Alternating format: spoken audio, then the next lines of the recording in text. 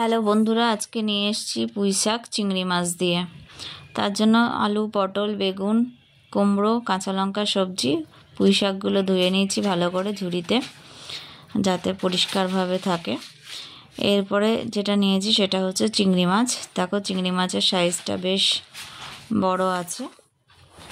হ্যাঁ, চিংড়ি মাছগুলো যেহেতু বড় তাই জন্য অল্পই নিয়েছি।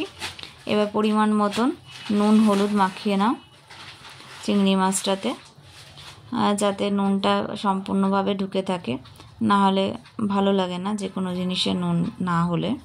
সর্ষের তেল এবার কড়াইয়ে বসিয়ে দেবে, গরম হয়ে গেলে তারপরে যে চিংড়ি মাছগুলো আছে সেগুলো ভালো করে ভেজে নেবে। ভেজে নেওয়ার পর সেটাকে একটা তুলে রেখে সেই তেলের মধ্যেই, বেশি তেল দেওয়া দরকার নেই, সেই তেলটা যেহেতু থাকবে তার মধ্যে 5 ফোড়ন দিয়ে দেবে, দিয়ে ভালো করে নেড়ে চেড়ে নেবে। 5 ফোড়নটা যাতে গরম হয় সেটা লক্ষ্য রাখবে। ভালো করে নেড়ে চেড়ে নেওয়ার পরে যে সবজিগুলো রাখা ছিল সব শুদ্ধই দিয়ে দেবে, আলাদা করে ভাজার কোনো দরকার নেই। ভালো করে স্টিম আঁচ করে ভালো করে নেড়ে চেড়ে নেবে যতক্ষণ না সবজিটা ভালোভাবে তেলের সাথে মিশছে, একটা লালচে ভাব হচ্ছে। তারপরে হলুদ, পরিমাণ মতন, কাঁচা লঙ্কা তো দেওয়া হয়েছেই, তার সাথে পরিমাণ মতো নুন ভালো করে মিশিয়ে নিয়ে খানিকক্ষণ ভেজে নেবে।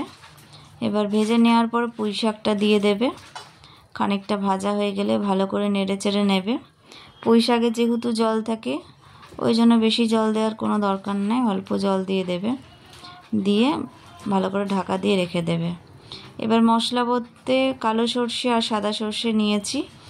অনেকেই পেঁয়াজ আদা রসুন দিয়ে করে, আমি সর্ষে দিয়ে করি। তোমরা সর্ষে দিয়ে করে দেখো, ভালো হয় টেস্ট। আমি এটা মিক্সচারে পেস্ট করিনি, এটাকে আমি করেছি শিলনোড়াতে, ভালো করে বেটে নিয়েছি। কারণ শিলনোড়ার টেস্ট সত্যিই একটা আলাদা হয়, সেটা তোমরাও করো নিশ্চয়ই, বাড়িতে জানো। এই দেখো ভালো করে পেস্ট করে নিয়ে দিয়ে দিলাম। এরপরে ভালো করে নেড়ে চেড়ে নিতে হবে।